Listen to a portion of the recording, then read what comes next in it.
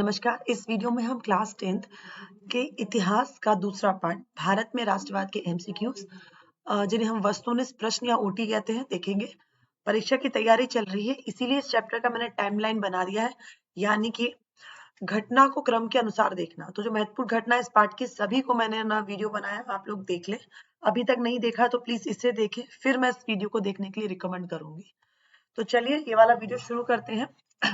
पहला प्रश्न है, भारत में राष्ट्रीय कांग्रेस की स्थापना कब हुई? तो भारत में राष्ट्रीय कांग्रेस की स्थापना 1885 में बंबई में हुई थी, और इसकी जो स्थापना है, जो वो एओ ह्यूम है, अंग्रेज रिटायर्ड अफसर, उन्होंने की थी। तो भारतीय राष्ट्रीय कांग्रेस की स्थापना 1885 में हुई थी। क्वेश्चन नंबर 2, गांधी जी ने बिहार चंपारण आंदोलन किस वर्ष किया? तो बिहार में जो चंपारण आंदोलन, या फिर हम कह सकते हैं सत्याग्रह, महात्मा गांधी जी ने किस वर्ष किया? तो ये गांधी जी का पहला सत्याग्रह था भारत में, और 1917 में उन्होंने इसे किया था, नील कृषि के विरोध में। नील कृषि के विरोध में। अब ये नील कृषि का विरोध क्यों किया था? तो गांधी जी और किसानों ने नील कृषि का विरोध इसलिए किया क्योंकि इससे एक तो भूमि की उर्वरा शक्ति खराब होती है, और दूसरी इसकी जो कीमत है वो भी नहीं मिलती है, जितनी कीमत पे मिलना चाहिए उतनी भी नहीं मिलती। तो किसानों को दोनों तरह से नुकसान था, इसलिए किसान नील की खेती नहीं करना चाहते, पर अंग्रेज उनसे जबरदस्ती नील की कृषि कराते थे।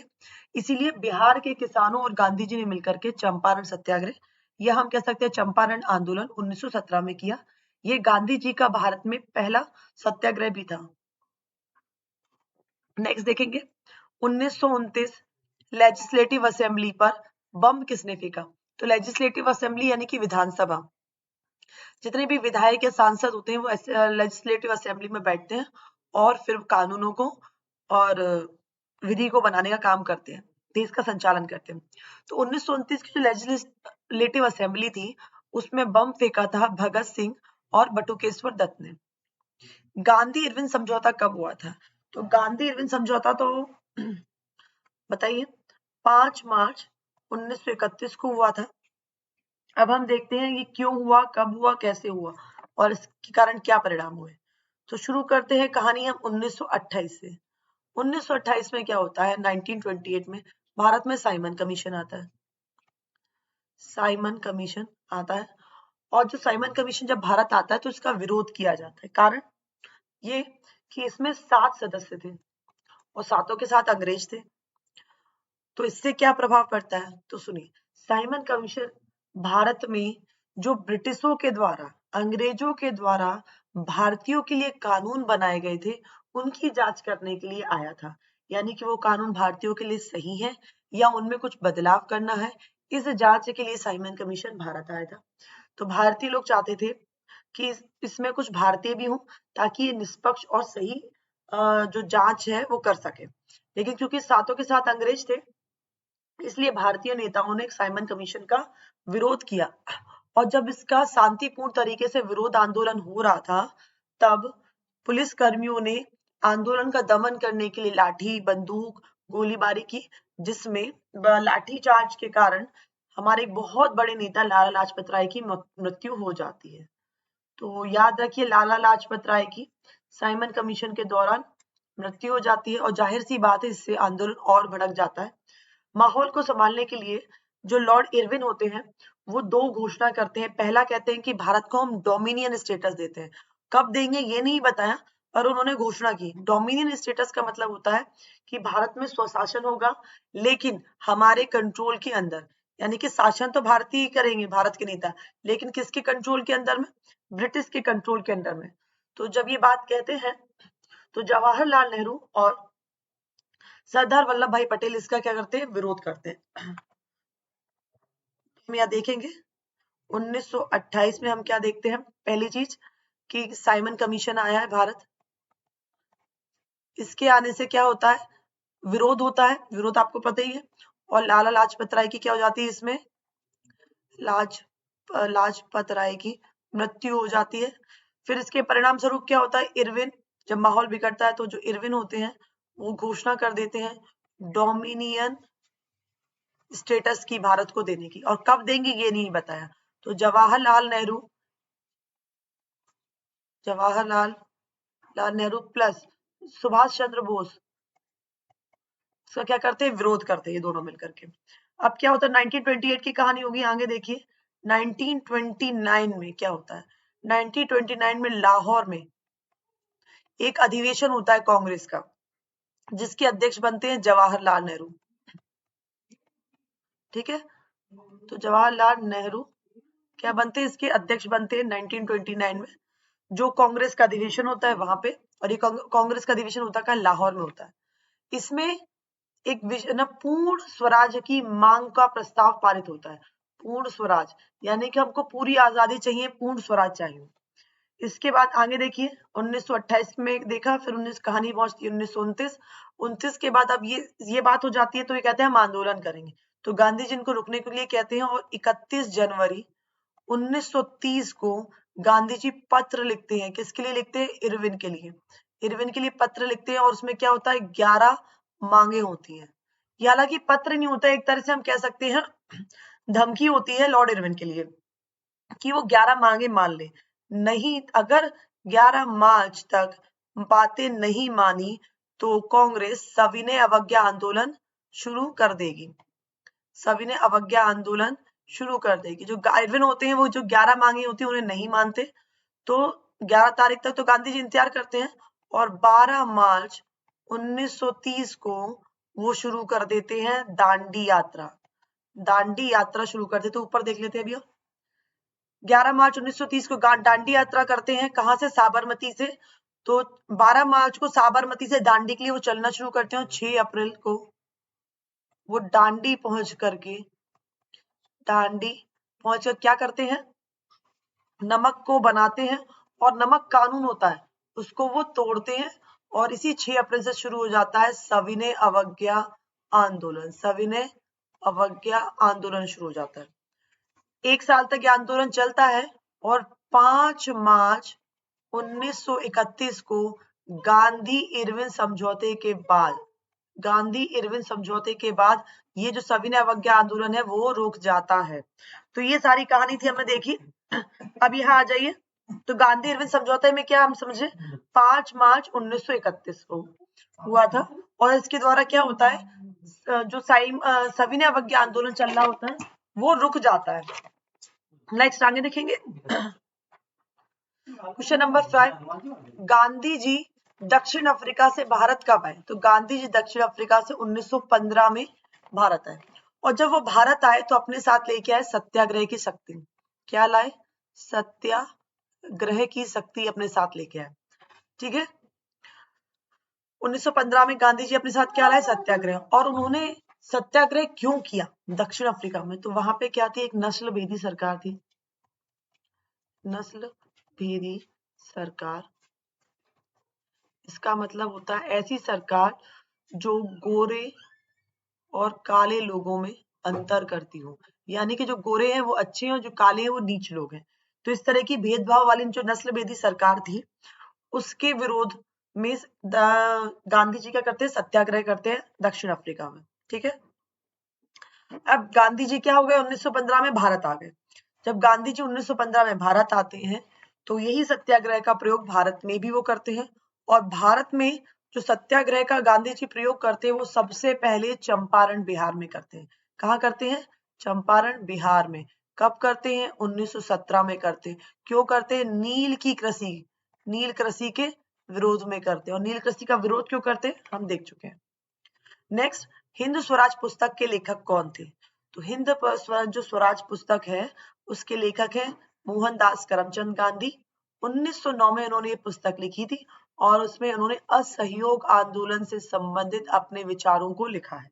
उन्होंने बताया कि अगर असहयोग आंदोलन करते वक्त अंग्रेज और ज्यादा दमनकारी हो जाते हैं तो हम अगला स्टेप में सविनय अवज्ञा आंदोलन शुरू कर सकते हैं, और वो कैसे करने हैं, किस प्रकार करना है, पूरा उन्होंने अपनी पुस्तक हिंद स्वराज में लिखा हुआ है। तो हिंद स्वराज गांधी जी की किताब थी। गांधी जी की एक और किताब या पत्रिका कहें तो उसका नाम और देख लीजिए, उसका नाम है यंग इंडिया। नेक्स्ट देखते हैं, सितंबर 1920 कांग्रेस अधिवेशन कहाँ हुआ। तो सितंबर 1920 का कांग्रेस अधिवेशन हुआ है कोलकाता में।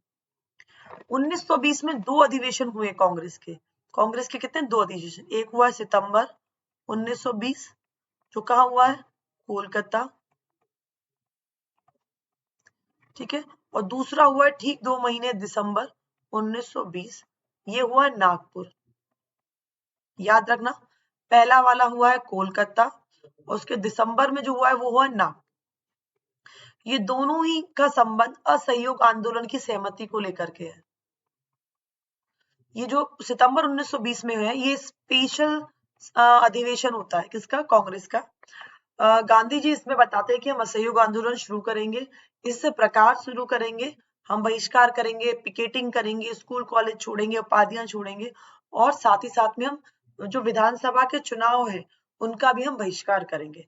तो कांग्रेस जो होती है सारी बातों पे तैयार हो जाती है, लेकिन जो चुनाव वाली बात है उस पर वो तैयार नहीं होती।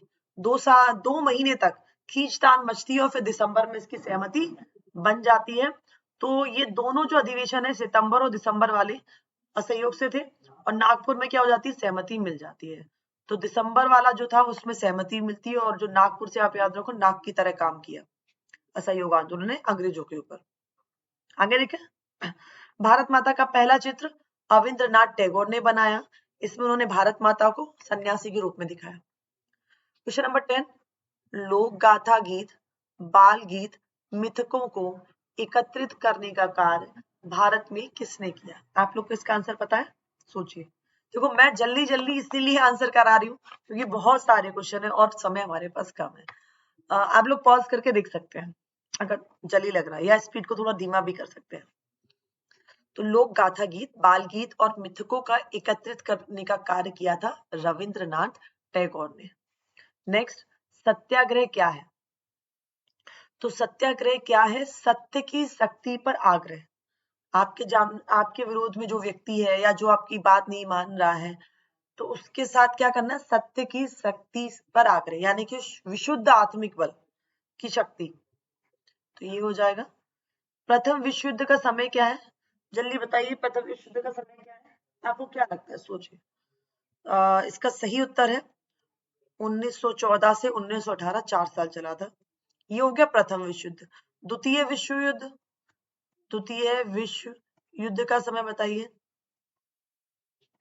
तो वो ये है 1939 से 1945। तो सेकेंड वर्ल्ड वॉर आपका 1939-45, जबकि पहला था 14-18। गांधी जी भारत कब लौटे, भाई पता है आप सभी को, बता दीजिए, अब तो बता दीजिए, गांधी जी कब आए, 1915 में आए।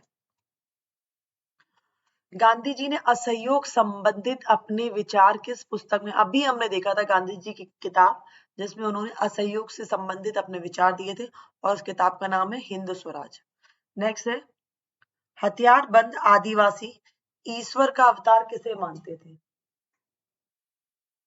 हथियारबंद का मतलब है हथियारों के साथ वाले आदिवासी। तो सुनिए, इसका सही उत्तर है सीताराम राजू। थोड़ी सी इसकी कहानी समझ लेते हैं शॉर्ट में। एक आंदोलन हुआ था, उग्र गुरिल्ला आंदोलन, ठीक है। उग्र गुरिल्ला आंदोलन हुआ था, क्यों हुआ, कब हुआ, पहले ये देख लेते हैं। 1920 में लगभग शुरू हुआ था उग्र गुरिल्ला आंदोलन। आदिवासियों का आंदोलन था, किसका आंदोलन था, आदिवासियों का ही। हथियारबंद आदिवासी हम कह सकते हैं, आदिवासी आंदोलन था। और हुआ क्यों था, क्योंकि अंग्रेज एक नई वन नीति लेके आए थे, नई वन नीति लाए थे। इसके तहत क्या था, जो आदिवासी थे उनको जंगल से निकाल दिया, वो अपने मवेशियों को, जानवरों को जंगल में ही नहीं चरा सकते थे, लकड़ियां नहीं बीन सकते थे, यानी कि आदिवासी जंगल में ही नहीं जा सकते थे।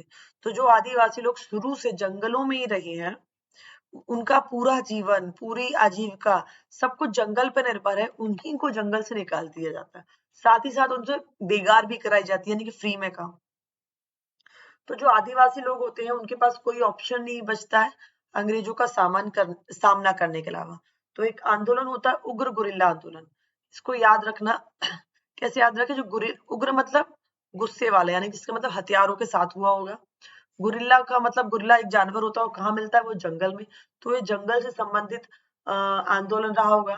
तीसरी बात, क्योंकि गुरिल्ला जंगल में रहते, तो जंगल में कौन से देवता गए थे, अभी ईश्वर का अवतार मानते थे ना, तो जंगल में कौन से देवता गए थे, आप सभी को पता है, 14 साल का वनवास सीताराम गए थे।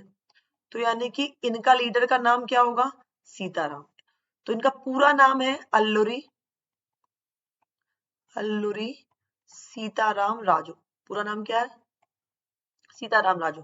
और जो आदिवासी लोग थे अल्लूरी सीताराम राजू को ईश्वर का अवतार मानते थे। ये लोगों को ठीक कर देते थे। बहुत सारी बातें थी जो थोड़ी दैविक थी। अब जो अल्लूरी सीताराम राजू थे, याद रखना अगर इन पे क्वेश्चन आता है तो आप एक पॉइंट लिख सकते हैं, ये गांधी जी से बहुत प्रभावित थे। गांधी के दो चीजें, पहला खादी पहनो, दूसरा शराब छोड़ो, इनसे सीताराम राजू बहुत प्रभावित थे। पर एक चीज को वो नहीं मानते थे, वो थी अहिंसा। वो मानते थे कि हमें अगर अंग्रेजों को भगाना है अपने जंगलों से और वापस चाहिए तो हमें हथियार उठाने पड़ेंगे। ठीक है। और 1900 एक पॉइंट और बचता है। 1924 में अल्लूरी सीताराम राजू को पकड़ लिया जाता है और बाद में इनको फांसी दे दी जाती है। तो ये सारी कहानी थी उग्र गुरिल्ला आंदोलन से संबंधित। सही उत्तर है सीताराम राजू। बागानों में काम करने वाले मजदूरों को बिना इजाजत बागान से बाहर निकलने की छूट नहीं थी। इसके लिए कौन सा कानून बनाया? इसके लिए कानून बनाया था इनलैंड इमिग्रेशन एक्ट 1859। इस एक्ट के बाद जो बागानों में काम करने वाले मजदूर थे वो बंधुआ मजदूर बन गए थे। वो बागानों के मालिक की मर्जी के बगैर अपने घर भी नहीं जा सकते थे। और जब असहयोग आंदोलन होता है तो जो मजदूर होते हैं उन्हें लगता है कि अब गांधी का समय आ गया है और हम सब आजाद हैं, और ऐसा सोच करके वो बागानों से बाहर निकल जाते हैं बिना परमिशन के, और उनको कुछ जाने का साधन नहीं मिलता। बाद में इन मजदूरों को पकड़ लिया जाता है और इनकी मौत हो जाती है। तो ये असहयोग आंदोलन से जुड़ी हुई एक घटना भी है। ये जो एक्ट था उसका नाम याद रखेंगे, इनलैंड इमिग्रेशन एक्ट 1859। नेक्स्ट देखिए, साइमन कमीशन के खिलाफ प्रदर्शन के दौरान लाठीचार्ज में कौन शहीद हुआ? अभी अभी हमने देखा था, कौन शहीद हुआ था? सही उत्तर है लाला लाजपत राय। नेक्स्ट देखिए, पूना पैक्ट, दलित वर्ग एसोसिएशन और संविधान से संबंधित कौन है? तो इन तीनों का संबंध है डॉक्टर भीमराव अंबेडकर से। इन तीनों का संबंध किससे है? डॉक्टर भीमराव अंबेडकर से। कैसे? देखिए, पहला संविधान से संबंध कैसे? तो डॉक्टर भीमराव अंबेडकर संविधान की प्रारूप समिति के अध्यक्ष थे। संविधान की जो प्रारूप समिति थे उससे क्या थे? यहाँ देखेंगे, प्रारूप समिति के अध्यक्ष थे। यानी कि जो संविधान निर्माण में डॉक्टर भीमराव अंबेडकर का बहुत बड़ा योगदान है। दूसरा है दलित वर्ग एसोसिएशन से क्या संबंध है वो देखो, डॉक्टर भीमराव अंबेडकर ने 1930 में दलित वर्ग एसोसिएशन बनाया था। और ये किसके लिए बनाया था उन्होंने? दलितों की भलाई के लिए। दलितों की भलाई के लिए, जिन्हें अब अपन क्या कहते हैं, हम अनुसूचित जाति कहते हैं, पहले दलित कहा जाता था। तो दलित वर्ग एसोसिएशन 1930 में डॉक्टर भीमराव अंबेडकर ने बनाया। नेक्स्ट है पूना पैक्ट, इसको थोड़ा और अच्छे से समझेंगे। पूना पैक्ट क्या है? पूना पैक्ट, पैक्ट मतलब होता है समझौता। तो पूना में समझौता हुआ था, ऑब्वियसली दो लोगों के बीच में हुआ होगा। तो पूना पैक्ट समझौता कब हुआ है? सितंबर 1932 में हुआ। कहाँ हुआ? यरवदा जेल, यरवदा जेल पुणे में। गांधी जी जेल में ही थे उस समय, इसलिए पुणे में हुआ। किस किस के बीच में हुआ? गांधी जी प्लस अंबेडकर जी के बीच में हुआ। अभी क्या था देखो, तो अंबेडकर जी ने, जैसा कि हमने देखा 1930 में दलित वर्ग एसोसिएशन बनाए, यानी कि वो दलितों की भलाई के लिए काम करना चाहते थे। उस समय दलितों की स्थिति बहुत ज्यादा खराब थी। तो गांधी जी ने, सॉरी, अंबेडकर जी ने ये विचार किया कि अगर हमें दलितों की स्थिति सुधारनी है तो उनके लिए पृथक निर्वाचन क्षेत्र चाहिए होगा। पृथक निर्वाचन क्षेत्र यानी कि वो अलग रहे, उनका एक अलग क्षेत्र हो। ठीक है। और उसमें जो चुनाव वही लड़े और वही उस क्षेत्र के लिए काम करे। तो ये अंबेडकर जी का विचार था कि पृथक निर्वाचन क्षेत्र हो। लेकिन गांधी जी इस बात से सहमत नहीं थे। उन्हें लगता था कि इस तरह से समाज आपस में बट जाएगा और एक जाति का दूसरी जाति से बैर हो जाएगा, जिस तरह से हिंदू और मुसलमानों के बीच में हुआ था। तो गांधी जी इसका विरोध करते हैं, लेकिन अंबेडकर जी अपनी जिद पर रहते हैं। गोलमेज सम्मेलन में दोनों का इसी बात को लेकर के विवाद भी होता है, गांधी जी और अंबेडकर जी का। बाद में अंग्रेज जो अंबेडकर जी की मांग थी पृथक निर्वाचन क्षेत्र, दलितों के लिए, उस पर सहमत हो जाते हैं। गांधी जी इसका विरोध करते हैं और वो आमरण अनशन पर बैठ जाते हैं। फिर बाद में अंबेडकर जो गांधी जी में समझौता होता है, समझौते पर बात कहाँ बनती है जाकर के, दोनों लोग राजी होते हैं कहाँ पर, इस पर कि केंद्रीय प्लस प्रांतीय, जो केंद्रीय और प्रांतीय चुनाव सीट पर क्या मिलेगा, दलितों को आरक्षण दिया जाएगा। इस बात से दोनों लोग सहमत हो जाते हैं और ये वाली बात कैंसिल हो जाती है। अब हम दोनों में अंतर समझते हैं कि अंतर क्या है। आरक्षण और निर्वाचन क्षेत्र में फर्क क्या होता है वो समझिए। पृथक निर्वाचन क्षेत्र का मतलब एक क्षेत्र जहां पर दलित लोग ज्यादा होते हैं, अन्य जाति कम होती। मान लीजिए ये क्या है, दलित लोग रह रहे हैं और यहाँ पर रह रही है ये अन्य जाति, ठीक है।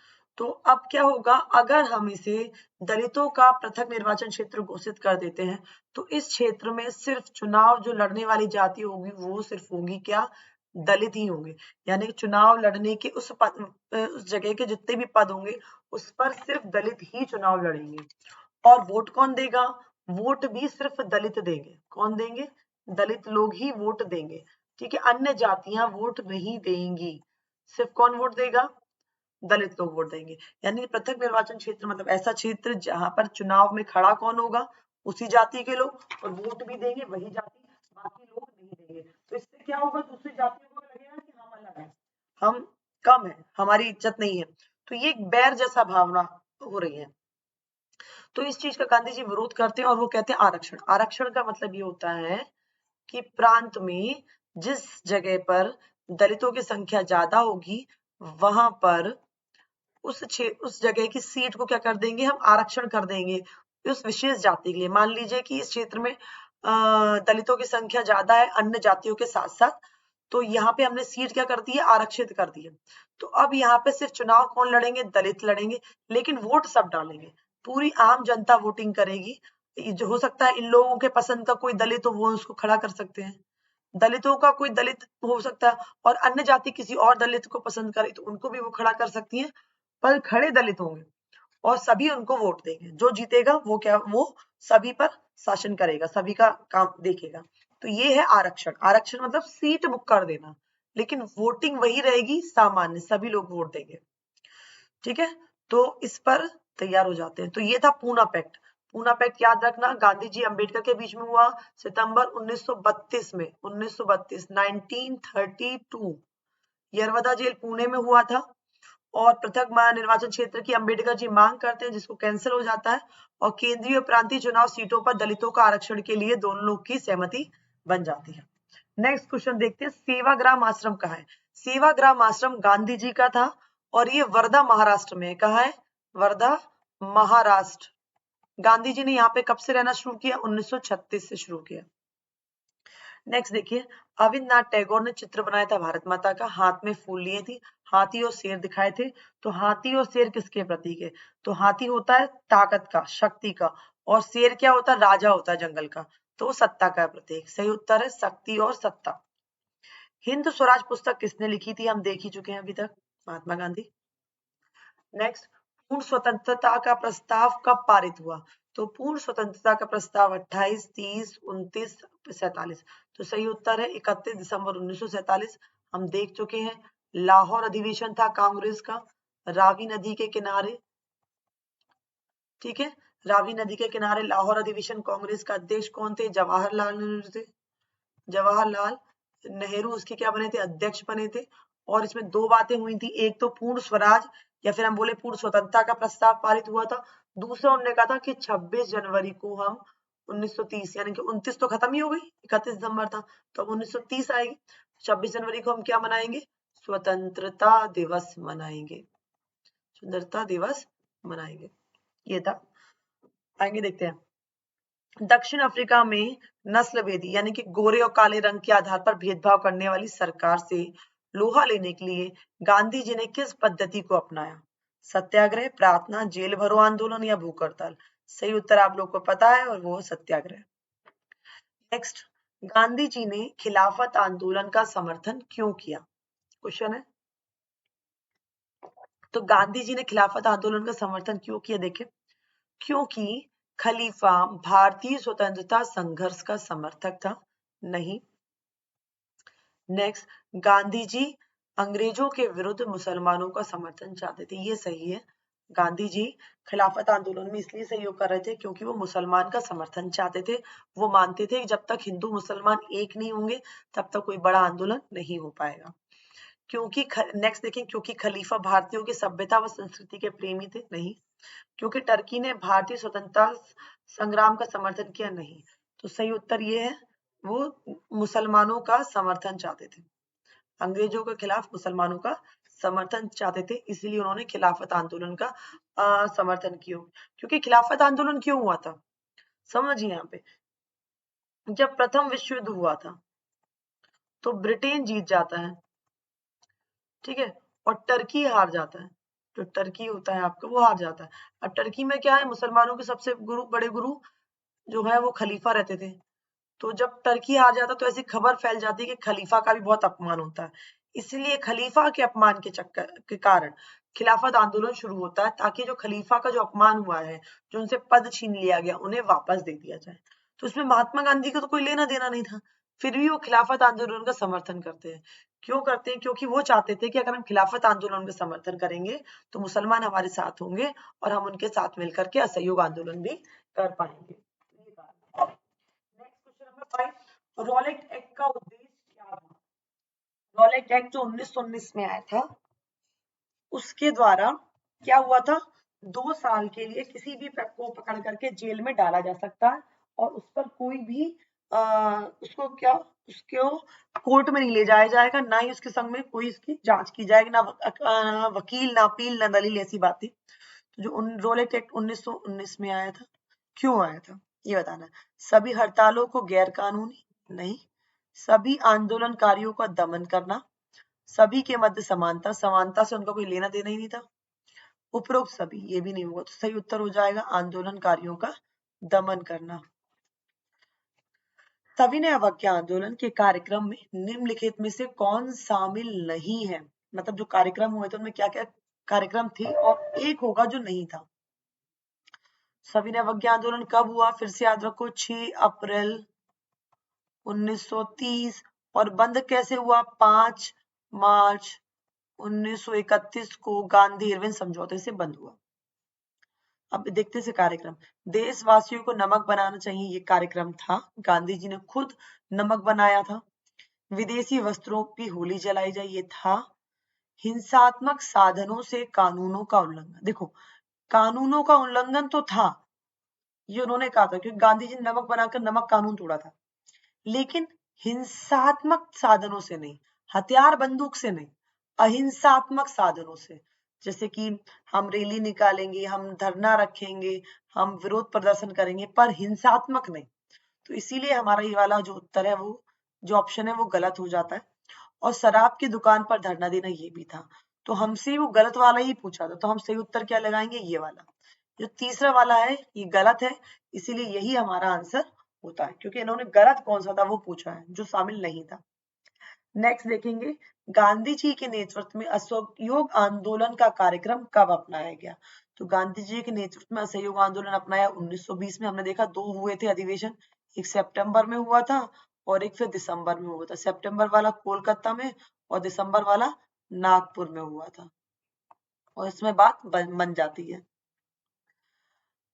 दिसंबर 1929 के लाहौर अधिवेशन के अध्यक्ष कौन थे? मोतीलाल नेहरू, जवाहरलाल नेहरू, महात्मा गांधी, मौलाना आजाद। सही उत्तर क्या है बताइए? सही उत्तर आप अपना चेक भी करते जाइए कि आप लोगों को कितना याद है, हम बार बार रिपीट कर रहे हैं। नेहरू। किस स्थान पर गांधी जी द्वारा आयोजित नमक मार्च समाप्त हुआ? शुरू नहीं पूछा, समाप्त। तो उस सही जगह थी दांडी। देखो 12 मार्च को 1930 को साबरमती, अपने आश्रम साबरमती से गांधी जी ने यात्रा शुरू करी और 6 अप्रैल को वो कहां पहुंचे? 1930 को कहां पहुंचते हैं? दांडी। और वहां पर उन्होंने नमक कानून तोड़ करके सविनय अवज्ञा आंदोलन शुरू किया। तो नमक मार्च कहां खत्म हुआ है? 6 अप्रैल 1930 को दांडी। सही उत्तर हमारा दांडी। निम्नलिखित में से किस पैक्ट ने दलितों के लिए आम मतदाताओं द्वारा निर्वाचित काउंसिल में इस स्थान आरक्षित किया? देखो क्वेश्चन वही है, घुमा रहे हैं। अब यहाँ पे आप कंफ्यूज नहीं होइएगा। किस पैक्ट या फिर समझौते दलितों के लिए, दलित शब्द आया है तो दलित का याद रखना, दलितों के लिए कौन सा पैक्ट हुआ था? आम मतदाताओं द्वारा निर्वाचित काउंसिल में स्थान आरक्षित किए। अभी हम पृथक निर्वाचन नहीं है, पृथक निर्वाचन में नहीं किया है, यानी कि आम मतदाता है, सभी मतदाताओं के द्वारा जो बनेगी निर्वाचित काउंसिल में स्थान आरक्षित किया। तो वो पैक्ट हुआ था पुणे में, किस किस के बीच में? गांधी जी और किसके बीच में? अंबेडकर जी के बीच में। गांधी जी प्लस अंबेडकर जी के बीच में। कौन सा पैक्ट कहते हैं इसको? पूना पैक्ट कहते हैं, सितंबर 1932। नेक्स्ट, 1921 तक गांधी जी ने स्वराज का झंडा तैयार कर लिया था, इसके बारे में कौन सा कथन सत्य नहीं है? गलत वाला उत्तर बताना है। तो देखिए, यह झंडा तिरंगा था, ये सही बात है। इसमें सफेद हरा लाल रंग सम्मिलित है। आज के झंडे में हम देखते हैं सफेद हरा और केसरिया, पर उस समय लाल था, ठीक है, उनका क्रम भी अलग था। इसमें गांधीवादी प्रतीक चरखा, चरखी नहीं चरखा को जगह दी गई, जो स्वावलंबन का प्रतीक था। ये भी सही है। और याद रखना बीच में चरखे का चिन्ह था, जो किसका प्रतीक था? स्वावलंबन का। तो चरखा स्वावलंबन से 3 रंग है, लाल सफेद हरा। और ये झंडा कब बना था इसको भी याद रखना, 1921 में बना, गांधी जी ने बनाया। और कौन सा झंडा बना? स्वराज का झंडा। इससे पहले एक और झंडा बन चुका था स्वराज आंदोलन के दौरान, उसको हम बाद में देखेंगे। जुलूस में ये झंडा में चलना शासन के प्रति कानून का पालन करना समझा जाता था। नहीं, ये वाला ऑप्शन गलत है और यही हमारा क्या बन जाएगा उत्तर। क्योंकि जुलूस में जब हम ये झंडा लेके चलते थे तो हम शासन के प्रति नहीं, शासन के खिलाफ दिखाते थे कि हम आपके खिलाफ हैं, इसलिए हम इस झंडे को लेके चलते थे। तो याद रखिए 3 रंग सफेद लाल हरा, चरखा स्वावलंबन का प्रतीक, 1921 में गांधी जी ने इसे बनाया था। नेक्स्ट, निम्नलिखित में से कौन सा कारण असहयोग आंदोलन को बंद करने का या स्थगन करने का था? असहयोग आंदोलन बंद हुआ तो क्यों? पहला, ब्रिटिश सरकार का दबाव। हालांकि ब्रिटिश सरकार का दबाव तो हमारे ऊपर था, पर लेकिन ये इस कारण से असहयोग आंदोलन बंद नहीं हुआ। द्वितीय गोलमेज, अभी असहयोग आंदोलन हुआ क्या था? जनवरी 1921 में शुरू हुआ था और 5 फरवरी 1922 को ये बंद हो गया था, ठीक है। द्वितीय गोलमेज कब हुआ था? ये हुआ था दिसंबर 1931। गांधी जी की गिरफ्तारी? नहीं, गांधी, सही उत्तर है चोरी चोरा घटना। तो ये चोरी चोरा घटना हुई थी 5 फरवरी 1922 को गोरखपुर उत्तर प्रदेश में। और हुआ क्या था बताइए कोई? 22 पुलिसकर्मियों को जिंदा जला दिया गया था। तो गांधी जी इस घटना को देख करके इसको रोक देते हैं, असहयोग आंदोलन को। नेक्स्ट देखेंगे, विश्व युद्ध से संबंधित भारत की अवस्था के बारे में निम्नलिखित में से कौन सा कथन सही? ये नहीं पे बड़ा ध्यान दिया करो, नहीं मतलब उल्टा हो जाता है सारा खेल। तो हमें विश्व युद्ध की स्थिति को देख करके बताना है भारत का। पहला, रक्षाबंधन, रक्षाबंधन नहीं होगा यहाँ पे, रक्षा बजट में भारी फायदा हुआ, सही है। जब ब्रिटेन भी युद्ध में शामिल थी तो उसको अपनी सेना पे, अपनी युद्ध पर बहुत ज्यादा पैसा खर्च करना पड़ रहा था, तो रक्षा बजट में जाहिर सी बात इजाफा हुआ ही होगा। युद्ध के नाम पर कर्जे लिए गए, सीमा शुल्क में कमी आई, ये गलत है। क्योंकि जब विश्व युद्ध चल रहा था तो ब्रिटेन ने भारत से पैसा डंप करना शुरू कर दिया था, और वो पैसा भारत के से कैसे ले रही थी? वो अनेक प्रकार के कर बढ़ा के, हर तरह के कर उसने लगा दिए, सीमा शुल्क, आय कर, भू राजस्व कर, वो अनेक प्रकार के कर। और अवध के में तो जो किसान थे उन पर 143 टाइप के कर लगा दिए थे। तो वो छोड़े, हम यहाँ देखते हैं। तो ये वाला सीमा शुल्क में कमी नहीं, इसको बढ़ाया गया था, कमी नहीं की गई थी। आयकर शुरू किया, ये भी सही। तो हमारा सही उत्तर होगा तीसरा, हमें गलत वाला ही तो बताना है। नेक्स्ट, बंगाल में स्वदेशी आंदोलन के दौरान तिरंगा झंडा तैयार किया, उसमें कौन से 3 रंग थे? देखो अभी यहाँ पे समझो, 1921 में गांधी जी ने बनाया, गांधी जी ने अपना ये जो झंडा बनाया उसमें 3 रंग थे, कौन सा था? लाल, हरा और सफेद, ठीक है। लाल हरा सफेद, बीच में उनका चरखा भी था जो कि स्वावलंबन का प्रतीक था। शॉर्ट में लिख देते हैं ना। अब देखो, लेकिन ये जो स्वदेशी आंदोलन वाला था ये 1905 में झंडा बन गया था, तो ये पहले की बात है। तो इसके रंग हमें बताने कौन कौन से होंगे। तो इसका सही रंग थे इसमें लाल, हरा और सफेद नहीं था, सफेद की जगह में पीला था, लाल हरा पीला। लेकिन बाद में गांधी जी के झंडे में पीले की जगह पे सफेद आ गया और चरखा आ गया। तो लाल हरा पीला भी देखिए, काला काट दो, लाल हरा पीला, ये वाला हमारा उत्तर सही है। लाल हरा नीला गलत हो जाएगा, ये भी गलत हो जाएगा। तो सही उत्तर लाल हरा पीला। ये 1905 स्वदेशी आंदोलन के दौरान की बात है। ठीक है, गांधी जी के में सफेद आ गया था। नेक्स्ट, अवध में ग्रामीण इलाकों में विद्रोह असहयोग आंदोलन के दौरान के विषय में निम्नलिखित में से कौन सा कथन सही है। तो अवध, ये प्रश्न है अवध में जो किसान आंदोलन है उससे संबंधित।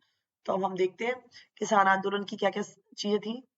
हमें इसमें भी गलत वाला चुनना है, जो गलत होगा एक, बाकी सही होगा। पहला, अवध में सन्यासी बाबा रामचंद्र किसानों का नेतृत्व कर रहे थे, ये सही है। देखो, जो उग्र गुरिल्ला आंदोलन था वो जंगल से संबंधित था। जंगल में कौन गए थे? सीताराम गए थे, तो उनके नेता हुआ है सीताराम राजू। और अवध में किसका जन्म हुआ? तो अवध में प्रकट कौन हुआ था? अवध में प्रकट भय रामचंद्र, है ना। तो याद रखना, अवध में कौन से बाबा थे? रामचंद्र थे, उन्होंने किसानों का नेतृत्व किया था। नेक्स्ट देखेंगे, बाबा रामचंद्र इससे पूर्व अफ्रीका में गिरमिटिया मजदूर के रूप में काम करते थे।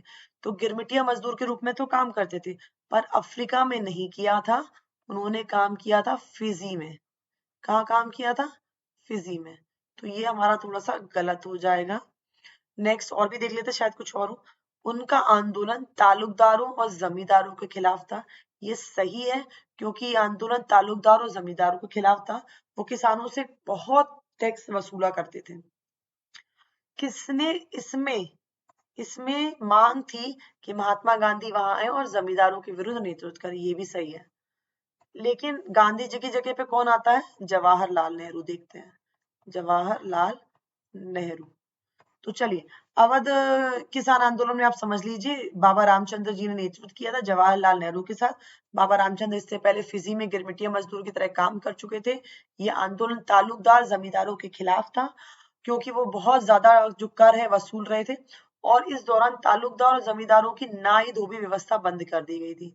नाई धोबी व्यवस्था मतलब ना, उनके नाई और धोबी उनके पास नहीं जाएगा, धो जल्दी में, धोबी व्यवस्था बंद कर दी गई थी पंचायत के द्वारा। ये गांधी जी का झंडा है जो 1921 में उन्होंने बनाया था। सफेद वाला कलर दिख नहीं रहा है, सफेद हरा लाल चरखा। नंबर नेक्स्ट, जलियांवाला बाग हत्याकांड से संबंधित निम्नलिखित में से कौन सा कथन सही नहीं है? सही नहीं, गलत वाला हमको बताना। ये नहीं पे जरा ध्यान दिया करो, कहीं नहीं तो नहीं दिया। उस दिन उस दिन अमृतसर में बहुत सारे गांव वाले बैसाखी मेले में शामिल होने के लिए जलियांवाला बाग में मौजूद थे, ये बात सही है। ठीक है, नेक्स्ट, काफी लोग सरकार द्वारा लगाई गई दमनकारी कानून का विरोध प्रकट करने के लिए इकट्ठे, तो ये भी सही था। शहर से बाहर होने के कारण, जो जलियांवाला बाग था शहर के बाहर था, तो वहां पर जो जुटे लोग थे उनको पता नहीं था कि शहर में मार्शल लॉ लागू किया जा चुका है। ठीक है, उन्हें पता नहीं था कि मार्शल लॉ लागू है, हमें घर से बाहर नहीं निकलना, हमें इकट्ठा नहीं होना, तो उनको पता नहीं था। ये वाली बात भी सही है। नेक्स्ट, तो ये मैदान चारों तरफ से आम मैदानों की तरह खुला था, लोग आसानी से आ जा सकते, ये गलत है। ये मैदान बंद मैदान था और इसमें आने जाने का रास्ता ही बहुत सकरा था, जिसको जनरल डायर ने घेर लिया था। और यहाँ पे मौजूद लोगों पर अंधाधुंध क्या चलवा दी थी? गोलियां चला दी थी। और ये पूरा तबाही, कई सारे लोगों की इसमें जान जाती है, बड़े बूढ़े बच्चे। तो ये जलियांवाला बाग हत्याकांड संबंधित था। ये मैदान खुला नहीं, बंद मैदान था और लोग आसानी से नहीं आ जा सकते थे। तो जब जनरल डायर ने बंदूक चलवाई तो कोई भी मैदान से बाहर नहीं निकल पाया और एक बहुत बड़ा हत्याकांड साबित हुआ। और तारीख और इसकी देख लो, जलियांवाला बाग की है कि 13 अप्रैल 1919। नेक्स्ट देखते हैं कि जनगणना के अनुसार दुर्भिक्षा और महामारी के कारण 120 से 130 लाख लोग मारे गए। तो ये जनगणना थी 1921 की जनगणना के अनुसार। गांधी जी ने 1919 में प्रस्तावित के खिलाफ एक राष्ट्रव्यापी आंदोलन चलाया। तो वो कौन सा था? रॉलेट एक्ट के विरोध में गांधी जी ने एक राष्ट्रव्यापी यानी कि रॉलेट सत्याग्रह चलाया था 1919 में। मार्च 1919 में बंबई में किसका गठन किया गया? तो मार्च 1919 में बंबई में खिलाफत समिति का गठन किया गया। खिलाफत आंदोलन चलाने के लिए खिलाफत समिति का गठन किया गया था मार्च 1919 बंबई में। नेक्स्ट, खिलाफत और असहयोग आंदोलन कब शुरू हुआ? तो जनवरी 1921 में ये शुरू हुआ। 1928 में क्रांतिकारियों ने गठन किया। तो किसका गठन किया? HSRA का गठन कब हुआ? 1928 में क्रांतिकारियों के द्वारा किया गया और इसका फुल फॉर्म है हिंदुस्तान सोशलिस्ट रिपब्लिक आर्मी। ये एक आर्मी थी, यानी कि एक क्रांतिकारी संगठन था, ठीक है, जिसका उद्देश्य था हथियारों से जिसका क्या उद्देश्य था कि अहिंसा का रास्ता अपना करके अंग्रेजों को बाहर निकालना। और इसमें कौन थे? भगत सिंह, जतिन दास, अजय घोष थे। एक चीज और याद रखना, इसका गठन कहाँ पे किया गया था? दिल्ली में किया गया था, फिरोज शाह कोटला मैदान में। इसका पूरा नाम देख लीजिए। पूरा नाम है इसका हिंदुस्तान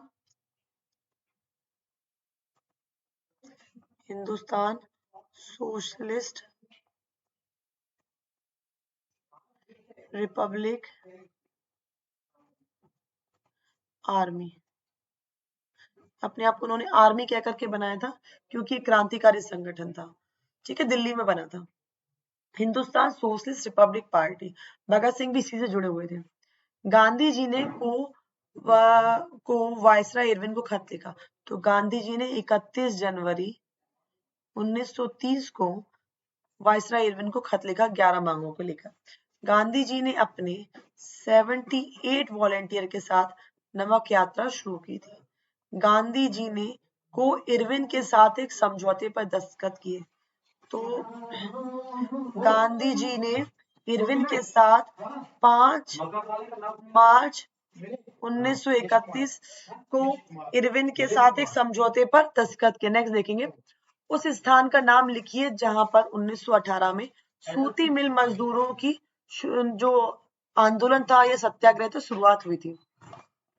तो 1918 में जो सूती मिल मजदूरों का जो सत्याग्रह हुआ था वो हुआ था अहमदाबाद में। और अहमदाबाद में शुरू हुआ था सूती मिल मजदूर का सत्याग्रह 1918 में। गांधी जी प्लस मजदूरों ने मिलकर के ये किया था। और क्यों किया गया था? 35% जो महामारी बोनस के लिए,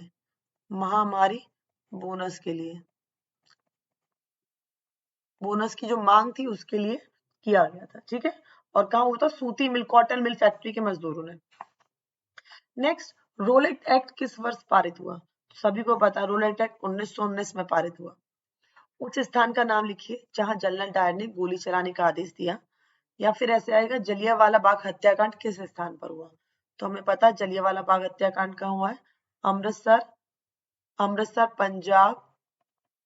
और तारीख है 13 अप्रैल 1919। मैं ये बार बार क्यों लिख रही हूँ? ताकि आपको याद हो जाए, याद रखना ना पड़े, ऐसे याद हो जाए। नेक्स्ट क्वेश्चन इंपॉर्टेंट है, इसे देख लीजिए। अस्पृश्यता के पाप को छोड़ो। अस्पृश्यता मतलब छुआछूत, कि भैया तुम छोटी जाति को हम तुमको नहीं छुएंगे। तो गांधी जी कहते थे, मैंने बोल ही दिया, गांधी जी कहते थे कि अस्पृश्यता या जो छुआछूत है वो पाप है, आप इसको छोड़ो। और दूसरी चीज वो ये कहते थे कि अछूतों को वो हरिजन कहते थे, अछूत नहीं कहते थे। वो कहते आप हरिजन हो, यानी कि आप क्या हो? ईश्वर की संतान हो। तो ये कौन कहता है? ये गांधी जी कहा करते थे, याद रखिए। नेक्स्ट, उस स्थान का नाम बताइए जहां मार्च 1919 में खिलाफत समिति का गठन किया। तो जो खिलाफत समिति का गठन बॉम्बे में किया गया था 1919 में। खिलाफत समिति का गठन 1919 बॉम्बे में किया गया था। दिसंबर 1920 का कांग्रेस अधिवेशन कहाँ हुआ था? हम देख चुके हैं, नागपुर। इसमें असहयोग आंदोलन का जो था सहयोग आंदोलन, उसको क्या स्वीकृति मिली थी, दिसंबर 1920। उस स्थान का नाम लिखिए जहां असहयोग आंदोलन हिंसक हो गया था। तो असहयोग आंदोलन, क्वेश्चन वही है, बदल बदल के देखिए दे रहे हैं। चौरी चौरा पर जाकर के वो जो आंदोलन था वो हिंसक हो गया था। चौरी चौरा कांड कब हुआ था? 5 फरवरी 1922 को हुआ था। कौन स्वराज पार्टी के संस्थापक है? तो स्वराज पार्टी के संस्थापक चित्तरंजन दास भी हैं, मोतीलाल नेहरू भी हैं। तो हम एक लगाना है हमें, तो हम सी वाला लगाएंगे, ए और बी दोनों।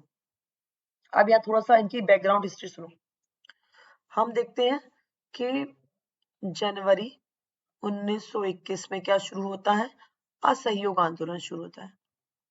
और इसमें वो क्या कहते हैं कि हम बहिष्कार करेंगे, हम सभी चीज का बहिष्कार करेंगे, हम चुनाव का बहिष्कार करेंगे। फिर हम देखते हैं 5 फरवरी 1922 को चौरी चौरा घटना के कारण असहयोग आंदोलन बंद हो जाता है। अब जो आंदोलन में लोग लगे हुए थे सब कुछ छोड़ छाड़ के, एकदम से बंद होने के बाद उनमें निराशा आ जाती कि क्या करें क्या नहीं करें। फिर एक गया में अधिवेशन होता है 1922 को ही, ज्यादातर सारे अधिवेशन दिसंबर 1922। गया बिहार में एक अधिवेशन होता है, किसका? कांग्रेस का। तो यहाँ पर क्या हो जाता है, जो चित्तरंजन दास है, दासोनी दास, वो क्या कहते हैं कि हमें अब चुनाव में हिस्सा लेना चाहिए ताकि हम जो अंग्रेजों की गलत बात है उसका हम विरोध कर सकें और सुधार का प्रयास कर सकें। तो जब चित्तरंजन दास कहते हैं कि अब हमको चुनाव का बहिष्कार नहीं करना, हमको चुनाव में हिस्सा लेना पड़ेगा, तो कांग्रेस मना कर देती है कि नहीं, पहले हमने बहिष्कार कर दिया, अब हम हिस्सा ले लेने नहीं, अब हम तो उसका बहिष्कार ही करेंगे। तो कांग्रेस नहीं मानती, तो ये जो चित्तरंजन दास है ना, ये कांग्रेस को त्याग पत्र दे देते हैं, चलो हटो, हमको नहीं करना ऐसी पार्टी में रहना। और फिर चित्तरंजन दास और मोतीलाल नेहरू मिल करके 1 जनवरी 1923 को बनाते हैं स्वराज पार्टी। क्यों? ताकि वो चुनाव में हिस्सा लेकर के लेजिस्लेटिव असेंबली में जाएं और वहां पर जो निर्णय ले रहे थे अंग्रेज, उन गलत निर्णयों को वो रोक सकें। तो याद रखना 1 जनवरी 1923 को क्या हुआ है? स्वराज पार्टी की स्थापना हुई है। किसने की? चित्तरंजन दास और मोतीलाल नेहरू ने। नेक्स्ट देखिए, भारत में साइमन कमीशन कब आया? 1928 में आया। पूर्ण स्वराज की मांग हम देख चुके हैं, लाहौर के अधिवेशन में हुई थी। पूर्ण स्वराज की मांग किस वर्ष हुई? 1929 दिसंबर 1929 में। किसने की? जवाहरलाल नेहरू ने की। सितंबर 1920 का जो अधिवेशन है वो कहाँ हुआ था? वो कोलकाता में हुआ था। और दिसंबर वाला कहाँ हुआ था? 1920 का वो नागपुर हुआ। हम कितनी बार देख चुके हैं, अब तो इसको याद ही हो गया होगा अब तो। निम्नलिखित में से कौन सा स्थान जहां पुलिस ने 6 जनवरी 1921 पर 6 जनवरी 1921 को किसानों पर गोलियां चलाई? तो वो स्थान है रायबरेली। हम देख रहे थे अवध आंदोलन चल रहा था, उसी के आगे की जो कहानी है, 6 जनवरी 1921 में पुलिस ना किसानों पर गोलियां चला देती है। वो जगह क्या है? रायबरेली। जवाहरलाल नेहरू वहां पे जाना चाहते हैं पर वो जा नहीं पाते हैं, उनको रोक दिया जाता है। तो याद रखना, रायबरेली में 6 जनवरी 1921 को पुलिस किसानों पर गोली चलाती है। मार्च 1919 में बंबई में किस कमेटी का, कौन सी कमेटी बनी? खिलाफत कमेटी। नेक्स्ट असहयोग आंदोलन, खिलाफत आंदोलन कब शुरू हुआ? 1920 1922। देखो सही आंसर है जनवरी 1921, क्योंकि यहाँ पे है नहीं तो हम 1920 को प्रेफरेंस देंगे क्योंकि तैयारियां शुरू हो चुकी थी 20 से। वैसे आंसर 1921 है। 1929 में भगत सिंह बटुकेश्वर दत्त ने बम फेंका, कहाँ भेजा? रेलवे स्टेशन या असेंबली में? तो हम देख चुके हैं असेंबली में। दूसरा गोलमेज सम्मेलन दिल्ली में हुआ, गांधी जी गए थे, वहां उनका सामना डॉक्टर भीमराव अम्बेडकर से होता है और वो पृथक निर्वाचन के लिए बोलते हैं दलितों के लिए। इस बात पे गांधी जी और उनकी लड़ाई हो जाती है, मतलब मुद्दा नहीं संभलता। फिर गांधी जी भारत वापस आते हैं। वो देखते हैं कि अभी तक जेल में जवाहरलाल नेहरू और उनके खास मित्र अब्दुल गफ्फार खान है। गांधी जी फिर से सविनय अवज्ञा आंदोलन शुरू करते हैं और यहाँ पे उसके बाद क्या होता है? कांग्रेस को गैर कानूनी संस्था घोषित कर दिया जाता है, गांधी जी को जेल में डाल दिया जाता है, फिर बाद में पूना पैक्ट होता है। तो सारी कहानी चलती है आगे। आगे देखते हैं, दूसरा गोलमेज सम्मेलन हम देख लेते हैं, लंदन में हुआ लास्ट दिसंबर 1931 को। फिर आनंद मठ उपन्यास बंकिम चंद्र चट्टोपाध्याय ने लिखी और इसमें उन्होंने कौन सा गीत लिखा है? वंदे भारत, वंदे मातरम। हमारा जो राष्ट्रगीत है। स्वदेशी आंदोलन, बंगाल के दौरान जो स्वदेशी आंदोलन है उस समय झंडे में कौन कौन से रंग थे? लाल, हरा और कौन सा था? पीला। बाद में जब गांधी जी झंडा बनाते तो पीले की जगह सफेद हो जाता है, लेकिन अभी हम बात कर रहे हैं बंगाली स्वदेशी आंदोलन, तो उसमें लाल, हरा, पीला। रविन्द्रनाथ टैगोर से पहले के चित्रकार कौन थे? रवि वर्मा। नेक्स्ट देखेंगे, महात्मा गांधी के साथ कितने सहयोगी गए थे नमक यात्रा पर? तो वो संख्या है 78। न्यू कैसल से कहां तक गांधी जी ने दक्षिण अफ्रीका में सत्याग्रह मार्च निकाला था? तो न्यू कैसल से आप एक पिक्चर देखेंगे, आपको दिखेगा साइड में नीचे यहाँ पर, उसमें लिखा रहता है न्यू कैसल से ट्रांसवाल तक गांधी जी दक्षिण अफ्रीका में सत्याग्रह मार्च निकालते नस्ल भेदी सरकार के विरोध में। बहिष्कार के दौरान सबसे अधिक बहिष्कार किस चीज का हुआ था? कपड़ों का, विदेशी कपड़ों का हुआ था, उनकी होली चलाई गई थी। और हम बाद में देखते हैं कि एक साल के अंदर अंदर जो कपड़ों का आयात होता है, मतलब आना, विदेशों से भारत आना, तो आधा रह गया था।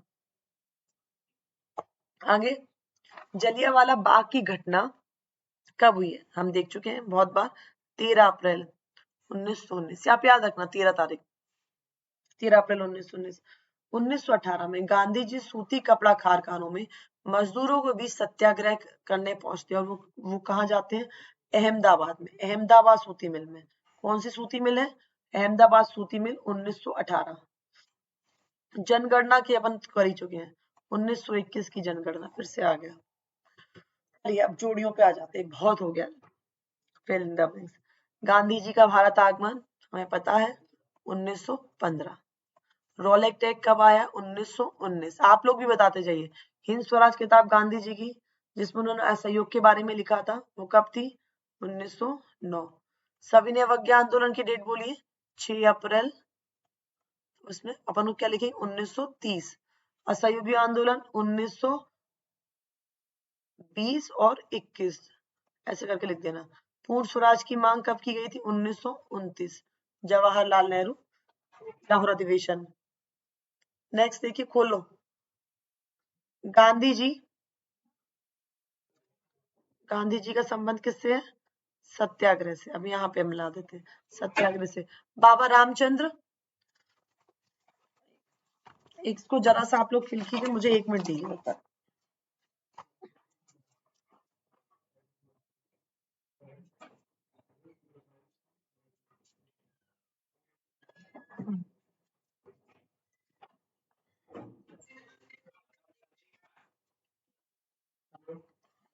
नेक्स्ट देखेंगे, अभी तक आप लोगों ने मुझे लगता है मैच कर लिया होगा पूरा ना। तो गांधी जी का संबंध सत्याग्रह से। बाबा रामचंद्र जी का संबंध किससे है? इनका संबंध है आपका गिरमिटिया मजदूर से, क्योंकि हमने देखा था इन्होंने फिजी में गिरमिटिया मजदूर की तरह काम किया था, और 1918 में ये भारत वापस है। तो वैसे गिरमिटिया मजदूर क्या होता है, आप उस वीडियो में जाइए, देखिए, अच्छे से एक्सप्लेन किया है। नेक्स्ट, वल्लभ भाई पटेल का संबंध किससे है? तो सरदार वल्लभ भाई पटेल का संबंध है बरदौली सत्याग्रह। बरदौली सत्याग्रह में क्या हुआ था? जो थी, क्या बोलते हैं, कर था, उसको बढ़ा दिया गया था। ठीक है, तो बरदौली का है गुजरात में। और नेक्स्ट है अल्लूरी सीताराम राजू का संबंध किससे? भारत माता इंकलाब जिंदाबाद रंपा। नहीं समझ में आ रहा, छोड़ दो, अपन अगला देखते हैं। भगत सिंह का संबंध किससे है? इंकलाब जिंदाबाद उनका नारा था। रविन्द्रनाथ टैगोर ने भारत माता का चित्र बनाया। और अब कौन बचता है? अल्लूरी सीताराम राजू का संबंध रंपा विद्रोह से। तो ये आप लोग ऐसे, जैसे मैंने लाइनें वाइनें बनाई, ऐसे पेपर में मत कीजिए, क्योंकि यहाँ पे समझा रहे हैं, आप सीधे सीधे सामने लिखिए। जैसे कि महात्मा गांधी के सामने डैश करके क्या लिखेंगे? सत्याग्रह। तो इस तरह से लिखना है, ये लाइनें वाइनें नहीं बनाइएगा मैचिंग में, सीधा सीधा। नेक्स्ट देखेंगे, दूसरा गोल में सम्मेलन में कौन ने भाग लिया था? तो दूसरे गोल में सम्मेलन कहाँ है पेन? यहाँ। हाँ, दूसरे गोल में सम्मेलन में गांधी जी गए थे। फिर हिंद स्वराज पुस्तक किसने लिखी थी? ये भी गांधी जी ने लिखी थी।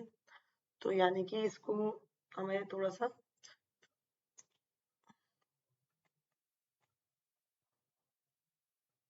अरे को देखते हैं, हिंद स्वराज पहले लगा लेते हैं, इसको इरेज करते हैं, सिंपल सिंपल पहले मिला लो।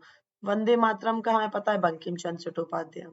कांग्रेस का कलकत्ता अधिवेशन पता ही है, सितंबर 1920 में हुआ था। फिर गुजरात में बरदौली सत्याग्रह हुआ था, उसमें कौन गया था? किसान वल्लभ भाई पटेल गए थे। फिर हिंद स्वराज किसने लिखी थी? महात्मा गांधी ने लिखी थी। तो फिर गोलमेज का सम्मेलन क्या होगा? 1932 से। ठीक है, 1931 में गांधी जी गए थे और 32 जनवरी में वो हुआ था। तो ये हो गया। नेक्स्ट देखते हैं। अंग्रेजों द्वारा भारत के लोगों को जबरदस्ती सेना में भर्ती करने को क्या कहा जाता है? सोचिए एक मिनट में, क्या कहा?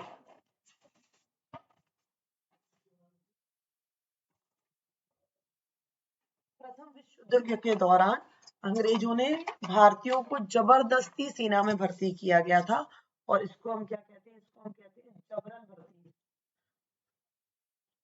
इसे हम क्या कहेंगे? जबरन भर्ती। ठीक है। भगत सिंह का प्रसिद्ध नारा, इनकलाब जिंदाबाद। ठीक है, नेक्स्ट देखिए, साइमन कमीशन भारत कब है? फटाफट आप आंसर सोचिए। आंसर आ गया? साइमन कमीशन कब भारत आया? तो आपका साइमन कमीशन कब भारत आया? साइमन कमीशन भारत आया है 1928, फरवरी 1928 को। Next question.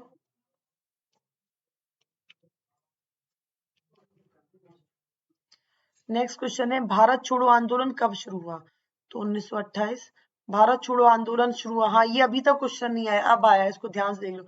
8 अगस्त 1942 को भारत छोड़ो आंदोलन शुरू हुआ, और इसमें गांधी जी ने करो या मरो का नारा दिया। बेगार का अर्थ क्या है? बेगार का अर्थ है बिना तनख्वाह दिए काम कराना, या बहुत कम तनख्वाह दिए बिना पारिश्रमिक के काम कराना। मैं लिख नहीं रही हूँ, आप लोग समझ जाओ। बेगार मतलब बिना पारिश्रमिक के काम कराना। बरदौली सत्याग्रह का नेतृत्व किसने किया? बासे बरदौली, बासे वल्लभ भाई पटेल। तो बरदौली सत्याग्रह का नेतृत्व किया है सरदार वल्लभ भाई पटेल ने। सरदार वल्लभ भाई पटेल ने। ठीक है, नेक्स्ट है, असहयोग आंदोलन कब शुरू हुआ? जनवरी 1921 में शुरू हुआ। नेक्स्ट है, चौरी चौरा कांड कब हुआ? 5 फरवरी 1922 को हुआ। फटाफट आंसर दीजिए, आप सब लोग भी अपने मन में चेक करते जाइए। नमक कानून का उल्लंघन गांधी जी द्वारा कब किया गया? आपको पता ही है, 6 अप्रैल 1930 को गांधी जी ने क्या किया? नमक कानून का उल्लंघन किया। फिर नेक्स्ट, सविनय अवज्ञा आंदोलन कब शुरू हुआ? और तभी 6 अप्रैल 1930 को ही सविनय अवज्ञा आंदोलन शुरू हुआ। ये नमक कानून तोड़ते ही शुरू हो गया आपका सविनय अवज्ञा आंदोलन। आगे देखिए, भगत सिंह, राजगुरु और सुखदेव को किस वर्ष फांसी लगी थी? तो ये 23 मार्च 1931 को फांसी लगी। 23 मार्च 1931। 1929 में आपको याद होगा उन्होंने बम पटका था लेजिस्लेटिव से में, तब भगत सिंह को पकड़ लिया था। 2 साल तक उन्होंने केस चला, और 31 में उनको फांसी दे दी गई। किस महान स्वतंत्रता सेनानी का निधन साइमन कमीशन के दौरान हुआ? हमने देखा था कि लाला लाजपत राय की साइमन कमीशन के दौरान क्या हो जाता है? देहांत हो जाता है। करो या मरो का नारा किसने दिया है? गांधी जी ने दिया। पर क्वेश्चन क्या है? क्वेश्चन भी पढ़ना चाहिए। देखा हमने करो या मरो, तुरंत आंसर लगा दिया, मैं भी कर देती हूँ ऐसा, तो ये गलत हो जाता है। करो या मरो का नारा किस आंदोलन की उपज है? हमें आंदोलन का नाम बताना, व्यक्ति का नहीं। तो आंदोलन था भारत छोड़ो आंदोलन। भारत छोड़ो आंदोलन। आंदोलन, और ये कब हुआ है? 8 अगस्त 1942 को।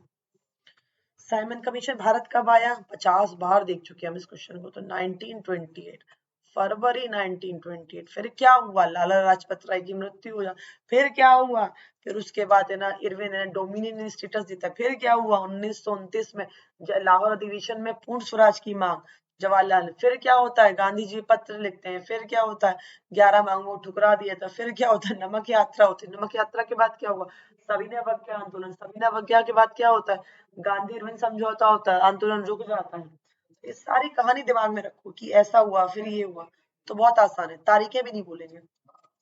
नेक्स्ट, अवध किसान सभा का गठन किन के नेतृत्व में हुआ? तो हमने देखे 2 लोग, एक है बाबा रामचंद्र,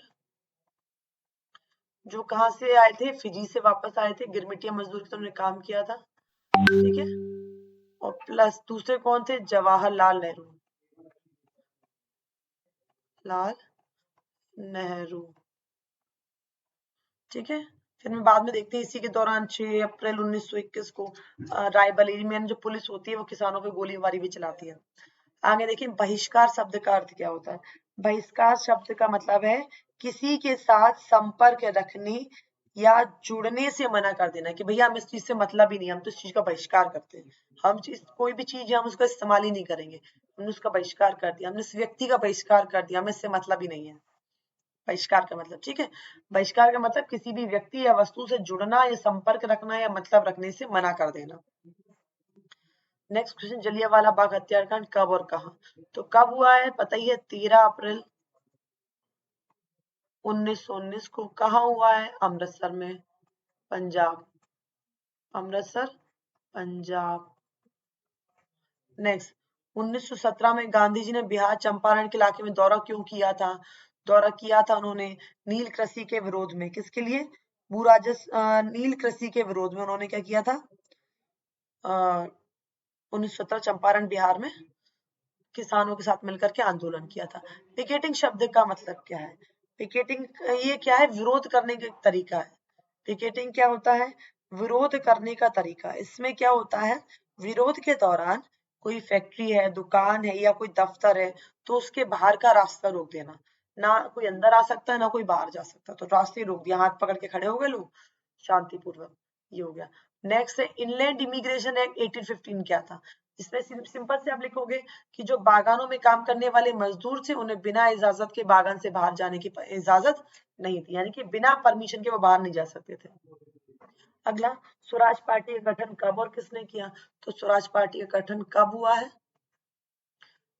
कब हुआ है, 1 जनवरी, आप लोग भी याद कीजिए, 1923। किसने किया, चित्तरंजन दास प्लस कौन थे सेकंड, मोतीलाल नेहरू, मोतीलाल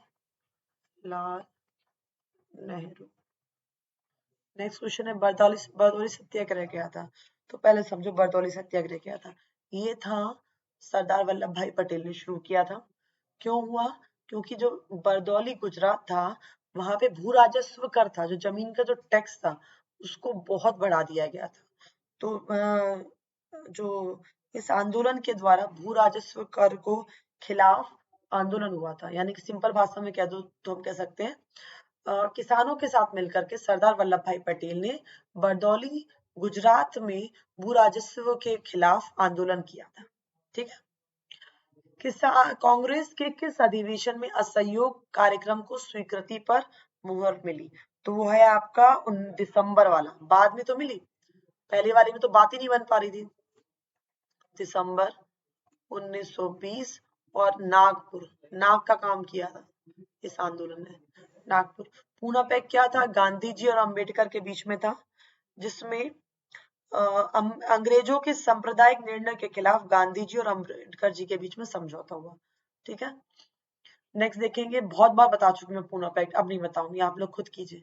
नेक्स्ट, क्रांति मानव जात का जन्मजात अधिकार है जिसका अपहरण नहीं किया जा सकता, और ये कहा था भगत सिंह ने। क्रांति मानव जाति का जन्मजात अधिकार है। उन्होंने एक बात और कही थी, इनकलाब जिंदाबाद। और उन्होंने साथ ही साथ ये भी कहा था कि हम बंदूक और बम के उपासक नहीं है। इन्होंने ये भी कहा था कि जो क्रांति का जो हवन हो रहा है उसमें हम अपना जो यौवन है, अपनी जवानी है, वो हवन आहुति यानी कि नैवेद्य के रूप में लाए हैं। तो ये 3-4 उनके फेमस कोटेशन हमारी बुक में ही दिए हैं, तो याद रखिएगा।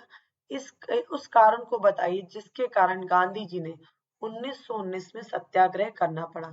तो वो सत्याग्रह था रोलेक्ट सत्याग्रह, और वो किसके विरोध में किया था, रोलेक्ट एक्ट के विरोध में, रोलेक्ट एक्ट के विरोध में गांधी जी ने सत्याग्रह किया था, और उसका नाम था रोलेक्ट सत्याग्रह। और कब शुरू किया था, 6 अप्रैल 1919 को। नेक्स्ट देखेंगे, किस आंदोलन महिलाओं ने पहली बार बड़ी संख्या में बढ़कर हिस्सा लिया। तो वो थी सविनय अवज्ञा आंदोलन, सविनय अवज्ञा आंदोलन।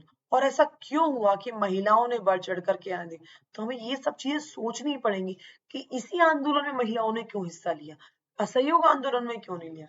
तो इसके पीछे एक कारण है। देखो, जब 12 मार्च को गांधी जी साबरमती आश्रम से दांडी के लिए चले थे, साबरमती, ठीक है, तो वो जो यात्रा थी 6 अप्रैल पहुंचे थे 1930, कहाँ पे? दांडी। तो दांडी तक पहुंचने के लिए उनको 240 मील की यात्रा करी थी उन्होंने। तो वो 24 दिन तक चले थे, पर डे 10 किलोमीटर 10 मील चलते थे। अब वो 10 मील चलते थे, जहां रात होती थी रात में वहीं रुकते थे और वहीं पर उनकी सभा होती थी। तो जब वो गांधी जी को महात्मा की तरह देखा जाता था, तो सब, और वो विदेश से लौट के भी आए थे, तो गांव के सभी औरत और आदमी उनकी रात में बातें सुनने आते थे, उनके विचार सुनने आते थे। तो इस कारण से महिलाएं उनसे प्रभावित होती हैं और फिर वो भी इस आंदोलन में, सविनय अवज्ञा आंदोलन में हिस्सा लेती है। सत्य असत्य देखेंगे, सत्य तो ठीक है, असत्य तो क्यों है ये भी देखेंगे। पहला है 1939 में भगत सिंह और बटुकेश्वर दत्त ने लेजिस्लेटिव असेंबली में बम फेंका, ये गलत है। अब इसमें गलत क्या है, सोचिए, बताइए फटाफट, क्या गलत है? क्या भगत सिंह और बटुकेश्वर दत्त गलत है, लेजिस्लेटिव असेंबली गलत है, या फिर 1939 गलत है? तो इसका सही उत्तर है 1939। 1939 में नहीं, 1929 में डाला बम पटका था। नेक्स्ट वाला उत्तर सही है। 1927 में भारतीय वाणिज्य एवं उद्योग परिसंघ फिक्की का गठन हुआ। नेक्स्ट, डॉक्टर अंबेडकर के द्वारा मार्च 1933 में दलित वर्ग एसोसिएशन की स्थापना हुई, ये गलत है। आप सोचिए क्यों गलत है? आपको आंसर मिला? मिल गया तो ठीक है, नहीं मिला तो देखिए, ये गलत है। ये 1933 में नहीं, 1930 में गठन किया था, और दलित नहीं, दमित वर्ग एसोसिएशन था। 5 फरवरी 1922 को चौरी चौरा घटना हुई, सही है। अब्दुल गफ्फार खान महात्मा गांधी अच्छे मित्र थे, सही है। जब सविनय अवज्ञा आंदोलन हो रहा था, तब अब्दुल गफ्फार खान को पकड़ करके जेल में डाल दिया गया था। 1859 इंग्लैंड नहीं, इनलैंड इमिग्रेशन से लिखने में दिक्कत आई है तो ठीक है, नहीं तो गलत हो जाएगा। इनलैंड इमिग्रेशन एक्ट लाया गया था, सही। अल्लूरी सीताराम को ईश्वर का अवतार मानते थे, सही है। संबंध किससे था? उग्र गुरिल्ला आंदोलन। क्यों हुआ था आंदोलन? वन नीति आ गई थी। जॉन टोरी अमेरिका के प्रधानमंत्री हैं, गलत। क्यों गलत है? क्योंकि जॉन टोरी अमेरिका के नहीं, ब्रिटेन के प्रधानमंत्री थे। हम इसको किताब में कब देखते हैं? जब सविनय अवज्ञा आंदोलन की बात चलती है, तो हम उस पैराग्राफ में देखते हैं कि टोरी जो सरकार थी ब्रिटेन की, उसने सविनय, जो साइमन कमीशन है, उसका गठन किया, तो वहां आता है जॉन टोरी। तो जॉन टोरी कहाँ के? ब्रिटेन के प्रधानमंत्री। नेक्स्ट, सेवाग्राम आश्रम नागपुर में है, गलत। तो सेवाग्राम आश्रम नागपुर नहीं, वर्धा महाराष्ट्र में है, वर्धा महाराष्ट्र में। अगला देखिए, करो या मरो का नारा सुभाष चंद्र बोस ने दिया, गलत। इसका नारा किसने दिया था? गांधी जी ने दिया था। करो या मरो का नारा किसने दिया था? गांधी जी ने। नेक्स्ट, उसे गलत तो कर दो। नेक्स्ट, आप लोग आगे के देखिए, तब तक मैं अभी आती हूँ, 1 मिनट।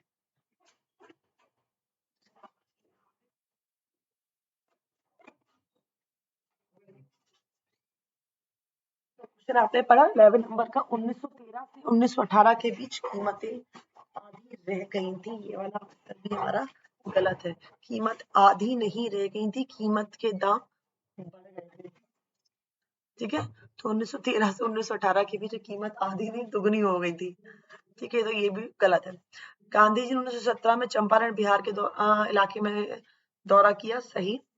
13 अप्रैल 1919 को जलियांवाला बाग हत्याकांड हुआ था, सही है। 1921 से 1922 के बीच विदेशी कपड़ों का आयात दुगना हो गया था, ये गलत है। दुगना नहीं, कम हो गया था।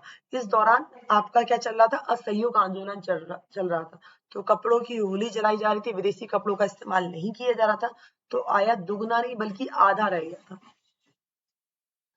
1928 गांधी जी ने गुजरात के बरदौली तालुक में किसानों का आंदोलन किया, सही नहीं, क्योंकि गांधी जी ने नहीं किया था, वल्लभ भाई पटेल ने किया था, ठीक है, वल्लभ भाई पटेल ने किया था। नेक्स्ट देखें, दिसंबर 1929 में लाहौर अधिवेशन में कांग्रेस पूर्ण स्वराज की मांग को स्वीकार कर लेती है, सही है। सिविल नाफरमानी आंदोलन, सिविल नाफरमानी सविनय अवज्ञा आंदोलन को बोलते हैं, सिविल डिसोबीडियंस। महिलाओं ने बड़े हिस्से में भाग लिया, ये भी हमारा सही है। तो ये हमारे इतने सारे क्वेश्चन थे जिन्हें हमने लगाया। Thank you very much. आप चैनल सब्सक्राइब कर सकते हैं, और कोई भी सवाल हो तो आप मुझे कमेंट कर सकते हैं।